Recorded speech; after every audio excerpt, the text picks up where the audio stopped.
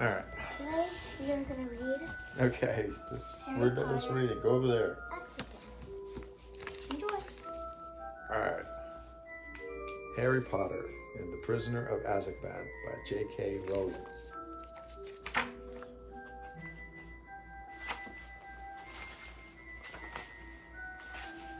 Chapter-1. Owl Post. Harry Potter was a highly unusual boy in many ways. For one thing, he hated the summer holidays more than any other time of the year. For another, he really wanted to do his homework, but was forced to do it in secret in the dead of night. Also, he happened to be a wizard. It was nearly midnight, and he was lying on his stomach in bed, the blankets drawn right over his head like a tent, a flashlight in one hand, and a large leather-bound book, A History of Magic by Matilda Bagshot, propped open against the pillow. Harry moved the tip of his eagle feather quill down the page, frowning as he looked for something that would help him write his essay. Witch burning in the 14th century was completely pointless. Discuss. The quill paused at the top of a likely-looking paragraph. Harry pushed his round glasses up the bridge of his nose, moved his flashlight closer to the book, and read, Non-magic people, more commonly known as muggles, were particularly afraid of magic in medieval times, but not very good at recognizing it.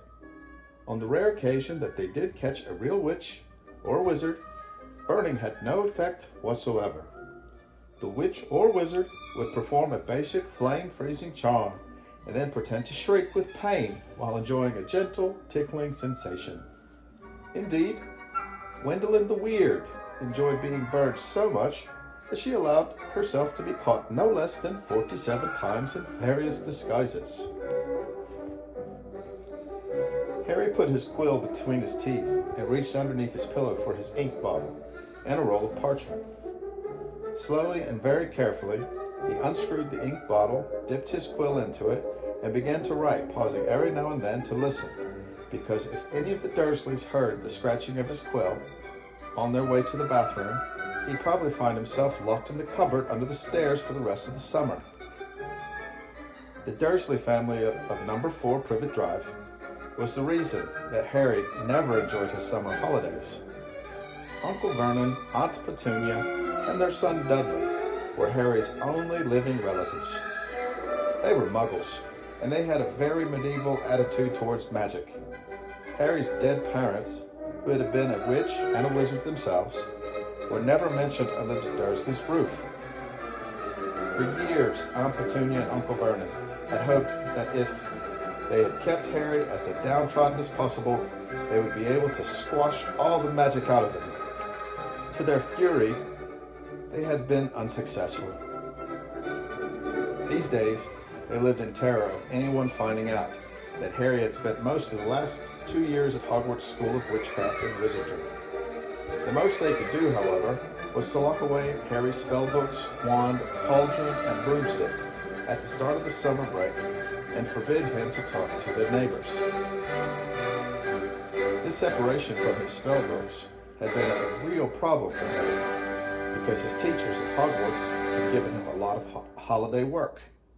One of the essays, a particularly nasty one about shrieking potions, was for Harry's least favorite teacher, Professor Snape, who would be delighted to have an excuse to give Harry detention for a month. Harry had therefore seized the chance in the first week of the holidays, while Uncle Vernon, Aunt Petunia, and Dudley had gone out into the front garden to admire Uncle Vernon's new company car, in very loud voices, so that the rest of the street would notice too.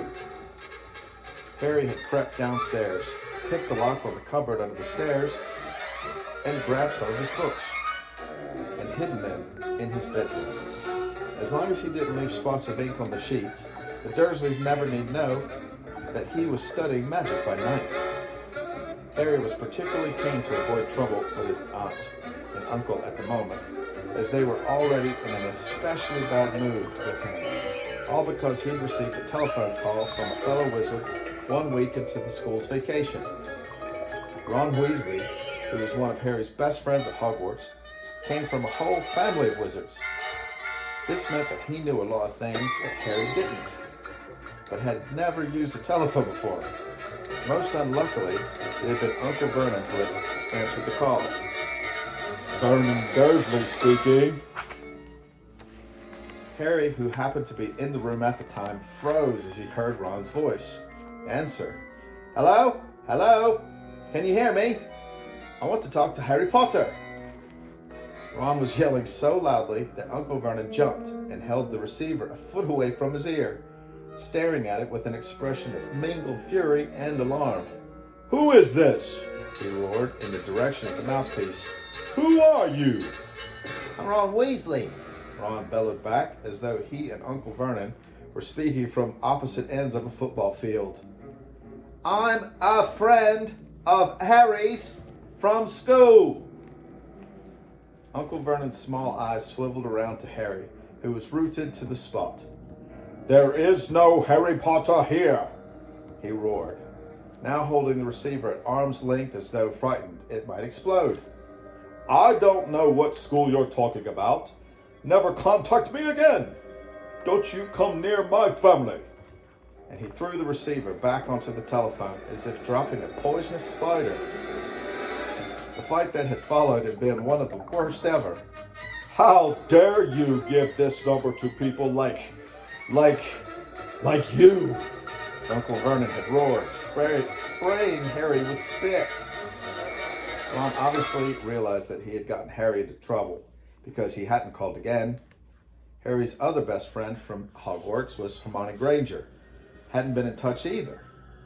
Harry suspected that Ron had warned Hermione not to call, which was a pity, because Hermione, the cleverest witch in Harry's year, had Muggle parents, knew perfectly well how to use a telephone, and would probably have had enough sense not to say that she went to Hogwarts. So Harry had no word from any of his wizarding friends for 5 long weeks, and this summer was turning out to be almost as bad as the last one. There was just one very small improvement. After swearing that he wouldn't use her to send letters to any of his friends, Harry had been allowed to let his owl Hedwig out at night. Uncle Vernon had given in because of the racket Hedwig made when she was locked in her cage all the time. Harry finished writing about Wendell the Weird and paused to listen again. The silence in the dark house was broken only by distant, grunting snores of his enormous cousin Dudley. It must be very late, Harry thought. His eyes were itching with tiredness. Perhaps he'd finish his essay tomorrow night. He replaced the top of the ink bottle, pulled an old pillowcase from under his bed, put the flashlight, A History of Magic, his essay, quill, and ink inside it, got out of bed, and hid the lot under a loose floorboard under his bed. Then he stood up, stretched, and checked the time on the luminous alarm clock on his bedside table. It was 1 o'clock in the morning. Harry's stomach gave a funny jolt. He had been 13 years old without realizing it for a whole hour. It was his birthday.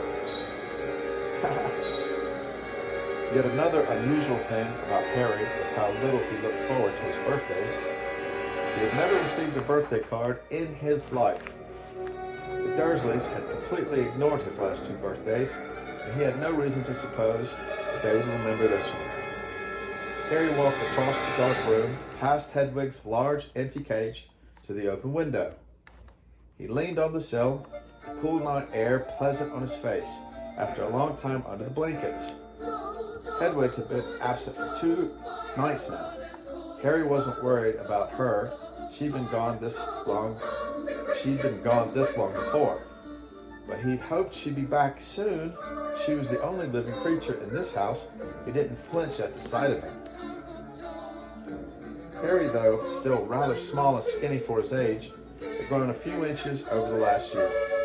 His jet black hair, however, was just as it had always been, stubbornly untidy, whatever he did to it. The eyes behind his glasses were bright green, and on his forehead, clearly visible through his hair, was a thin scar shaped like a bolt of lightning. Hand me that tea. Of all the usual things about Harry, this scar was the most extraordinary of all. It was not, as the Dursleys had pretended for 10 years, a souvenir of the car crash that had killed Harry's parents. Because Lily and James Potter had not died in a car crash. They'd been murdered. Murdered by the most feared dark wizard for 100 years, Lord Voldemort. Harry had escaped from the same attack, with nothing more than a scar on his forehead, where Voldemort's curse, instead of killing him, had rebounded upon its originator. Barely alive, Voldemort had fled. Hang on, I gotta get something to drink here. Dude, beat it! Get from behind me, please. Go over there. Go over there. Go over there.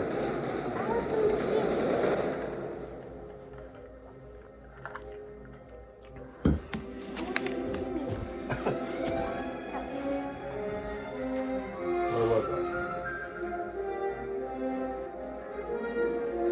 Come on, can you be up on me now? I gotta have room to read. Get a pillow. Don't spill that thing.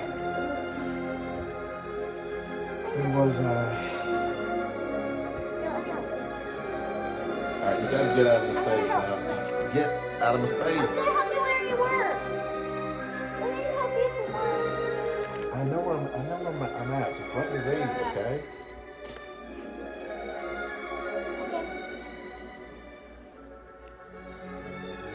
Harry had escaped from the same attack with nothing more than a scar on his forehead, where Voldemort's curse, instead of killing him, had rebounded upon its originator. Barely alive, Voldemort had fled. But Harry had come face to face with him at Hogwarts. Remembering their last meeting as he stood at the dark window, Harry had to admit he was lucky even to have reached his 13th birthday. He scanned the starry sky for a sign of Hedwig, perhaps soaring back to him with a dead mouse dangling from her beak, expecting praise. Gazing absently over the rooftops, it was a few seconds before Harry realized what he was seeing. Silhouetted against the golden moon, growing larger every moment, was a large, strangely lopsided creature, and it was flapping in Harry's direction. He stood quite still, watching it sink lower and lower. For a split second, he hesitated, his hand on the window latch, wondering whether to slam it shut. But then, the bizarre creature soared over one of the street lamps of Privet Drive, and Harry, realizing what it was, leapt aside. Through the window soared 3 owls, 2 of them holding up the third, which appeared to be unconscious. They landed with a soft flump on Harry's bed, and the middle owl, which was large and gray, keeled right over and lay motionless. There was a large package tied to its legs. Harry recognized the unconscious owl at once. His name was Errol, and he belonged to the Weasley family. Is that fun? It's that funny, stupid little emotionally. He's not stupid. He's just not very good at being an owl. Yeah, he's not really good at being an owl. He's probably like 50 years old or something. Yeah. 50, not 15. 50. All right. Harry dashed to the bed, untied the cords around Errol's legs, took off the parcel, and then carried Errol to Hedwig's cage.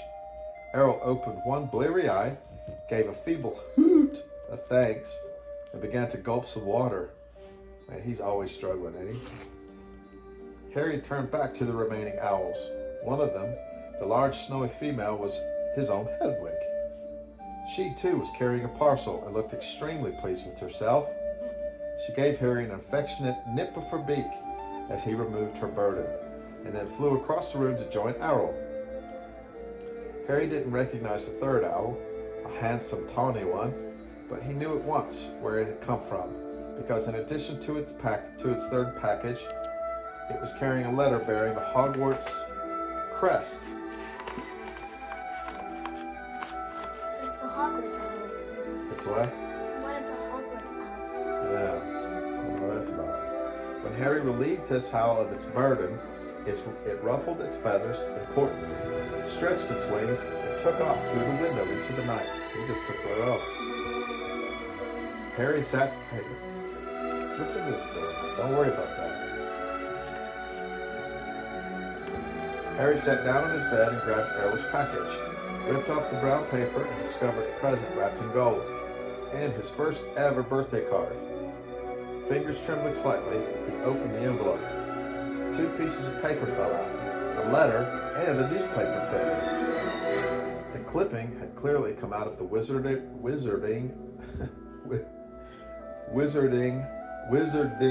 newspaper, the Daily Prophet, because the people in the black and white picture were moving.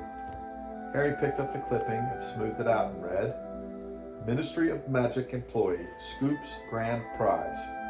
Arthur Weasley, head of the Misuse of Muggle Artifacts Office at the Ministry of Magic, has won the annual Daily Prophet Grand Prize Galleon Draw. A delighted... Stop performing, please. A delighted Mr. Weasley told the Daily Prophet, we will be spending the gold on a summer holiday in Egypt, where our eldest son Bill works as a curse breaker for Gringotts Wizarding Bank. The Weasley family will be spending a month in Egypt, returning for the start of the new school year at Hogwarts, which 5 of the Weasley currently attend. Harry scanned the moving photograph and a grin spread across his face as he saw all 9 of the Weasleys waving furiously at him, standing in front of a large pyramid. Plump little Miss Weasley, tall, balding Mr. Weasley, 6 sons, 1 daughter, all, though the black and white picture didn't show it, with flaming red hair. Right in the middle of the picture was Ron, tall and gangling, with his pet rat Scabbers, and on his shoulder and his arm around his little sister, Ginny. Harry couldn't think of anyone who deserved to win a large pile of gold more than the Weasleys, who were very nice and extremely poor. He picked up Ron's letter and unfolded it. Dear Harry, happy birthday! Look, I'm really sorry about the telephone call. I hope the Muggles didn't give you a hard time. I asked Dad, he reckons I should have shouted. It's amazing here in Egypt. Bill's taken us all around the tombs, and you wouldn't believe the curses those old Egyptian wizards put on them. Mom wouldn't let Ginny come in the last one. There were all these mutant skeletons in there of Muggles who'd broken in and gone and grown extra heads and stuff. I couldn't believe it when Dad won the Daily Prophet Draw. 700 galleons! Most of it's gone on this trip, but they're going to buy me a new wand for next year. Harry remembered only too well the occasion when Ron's old wand snapped. It had happened when the car, the 2 of them had been flying to Hogwarts and crashed to the tree on the school grounds. That was at the beginning of the last book. That was this one. Hey. We'll be back next week before the term starts, so we'll be going up to London to get my wand and our new books. Any chance of us meeting up there? Don't let the Muggles get you down. Try and come to London. Ron. P.S. Percy's head boy. He got the letter last week. Harry glanced at the photograph. Percy, who was in his 17th and final year of Hogwarts, was looking particularly smug. He pinned his head boy badge to the fez perched jauntily on top of his neat hair, his horn-rimmed glasses flashing in the Egyptian sun. Harry now turned to his present and unwrapped it. Inside was what looked like a miniature glass spinning top. There was another note from Ron beneath it. Harry, this is a pocket sneakoscope. If there's someone untrustworthy around, it's supposed to light up and spin. Bill says it's rubbish, sold for Wizard's tourists, and it isn't reliable because it kept lighting up at dinner last night. But he didn't realize Fred and George had put beetles in his soup. Bye, Ron. Harry put the pocket sneakoscope on his bedside table, where it stood quite still, balanced on its point, reflecting the luminous hands of his clock. He looked at it happily for a few seconds and then picked up the parcel Hedwig had brought. Inside this too, there was a wrapped present, a card, and a letter, this time from Hermione. Yeah. Dear Harry, Ron wrote to me and told me about his phone call to your Uncle Vernon. I do hope it's all right. I'm on holiday in France at the moment, and I didn't know how I was going to send this to you. What if they opened it up at customs? But then Hedwig turned up. I think she wanted to make sure you got something for your birthday for a change. I bought you a present by owl order. There was an advertisement in the Daily Prophet. I've been getting it delivered. It's so good to keep up with what's going on in the wizarding world. Did you see the picture of Ron and his family a week ago? I bet he learned loads. I'm really jealous. The ancient Egyptian wizards were fascinating. There's so much interesting local history of witchcraft here, too. I've rewritten my whole history of magic essay to include some of the things I found out. I hope it's not too long. It's 2 rolls of parchment, more than Professor Benz asked for.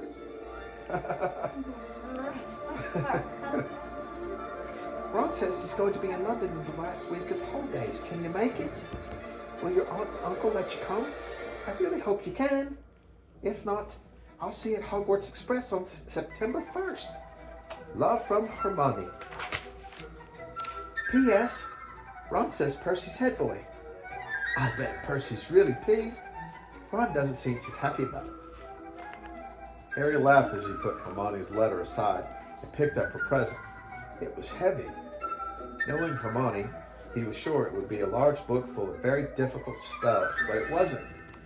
His heart gave a huge bound as he ripped back the paper and saw a sleek black leather case with silver words stamped across it reading, Broomstick Servicing Kit.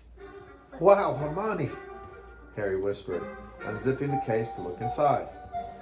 There was a large jar of Fleetwood's high finish handle polish, a pair of gleaming silver tail twig clippers, a tiny brass compass to clip on your broom for long journeys, and a handbook of do-it-yourself broom care. Apart from his friends, the thing that Harry missed most about Hogwarts was Quidditch, the most popular sport in the magical world. Highly dangerous, very exciting, and played on broomsticks. Harry happened to be a very good Quidditch player. He had been the youngest person in a century to be picked for one of Hogwarts house teams. One of Harry's most prized possessions was his Nimbus 2000 racing broom. Did he? That's right, he got it. Yeah, that's right.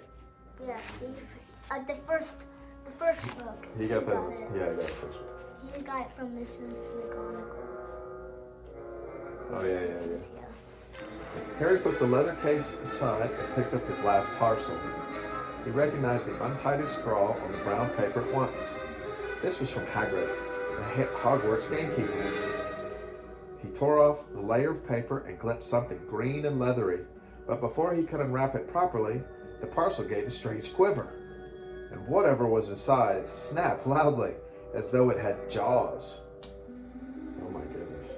It's from Hagrid? It's probably a monster of some kind. Harry froze. He knew that Hagrid would never send him anything dangerous on purpose, but then Hagrid didn't have a normal person's point of view of what was dangerous. Hagrid had been known to befriend giant spiders, buy vicious three-headed dogs from men in pubs, and sneak illegal dragon eggs into his cabin. Yeah, and he sent them into after the spiders, remember? And they always got eaten. I know, right? Harry poked the parcel nervously. It snapped loudly again. Stop looking at that. Harry reached for the lamp on his bedside table, gripped it firmly in one hand, and raised it over his head, ready to strike. Then he seized the rest of the wrapping paper in his other hand and pulled.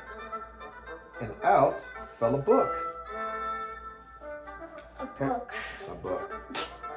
Harry just had time to register its handsome green cover, emblazoned with the golden title, The Monster Book of Monsters, before it flipped onto its edge and scuttled sideways along the bed like some weird crab.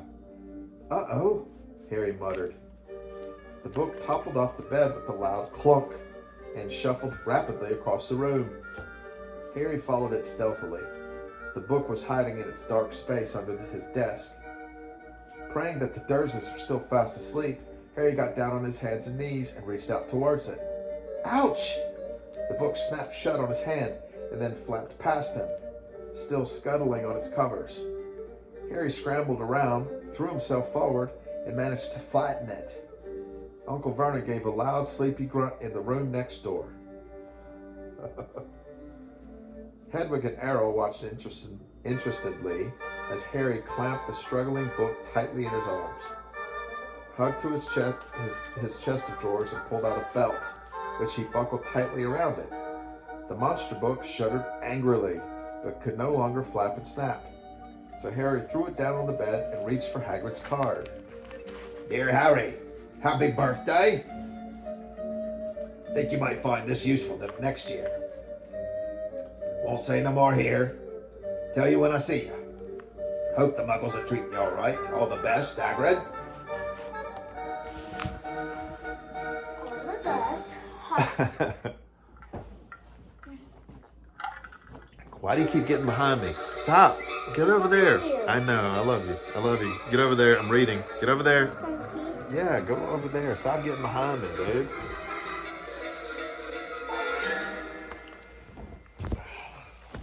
I'm gonna be in space. Are we ready? Yeah. It struck Harry as ominous that Hagrid thought the biting book would come in useful, but he put Hagrid's card up next to Ron's and don't drink on my tea, put it down there. It struck Harry as ominous that Hagrid thought the biting book would come in useful, but he put Hagrid's card up next to Ron's and Hermione's, grinning more broadly than ever. Now there was only the letter from Hogwarts left. Noticing that it was rather thicker than usual, Harry slit open the envelope, pulled out the first page of parchment within, and read, "Dear Mr. Potter, please note that the new school year will begin on September 1st. The Hogwarts Express will leave from King's Cross Station, platform 9 3/4, at 11 o'clock. Third years are permitted to visit the village of Hogsmeade on certain weekends. Plus, please give the enclosed permission form to your parents or guardian to sign. A list of books for next year is enclosed. Yours sincerely, Professor M. McGonagall, Deputy Headmistress." Harry pulled out the Hogwarts permission form and looked at it, no longer grinning. It would be wonderful to visit Hogsmeade on the weekends. He knew it was an entirely Wizarding village, and he had never set foot there. Put that away. But how on earth was he going to persuade Uncle Vernon or Aunt Petunia to sign the form? He looked over at the alarm clock. It was now 2 o'clock in the morning. Deciding that he'd worry about the Hogmeade form when he woke up, Harry got back into bed, reached up to cross off another day on the chart he'd made for himself, counting down the days left until he could return to Hogwarts. Then he took off his glasses and lay down, eyes open, facing his 3 birthday cards. Extremely unusual though he was, at that moment, Harry Potter felt just like everyone else, glad for the first time in his life that it was his birthday.